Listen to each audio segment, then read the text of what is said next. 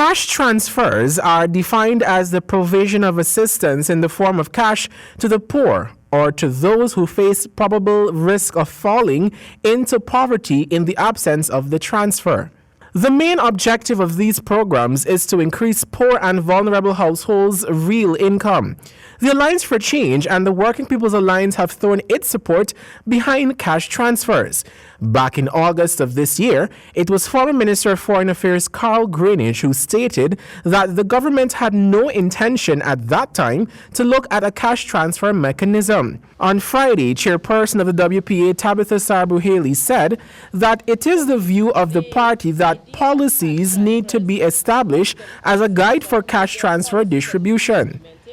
The government has to make a decision as how it will go forward once oil money comes. And so what WPA is saying is that this should also be on the table when this discussion starts. I don't think we need to wait on the government to make an official position before we make our position known. I think it should be the other way around. The parties in the coalition have the ability to make their positions known on different matters, and then when the parties meet as a collective, they will go over those issues and determine whether or not they can become policy. It was the WPA a year ago that suggested to the administration that a grant by way of a cash transfer should be given to mostly low-income families.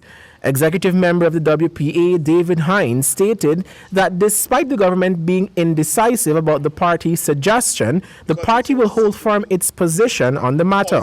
It's our signal policy in the WPA, and we're making it very clear what our priorities are for the coming election, and that is the priority. We're in campaign mode.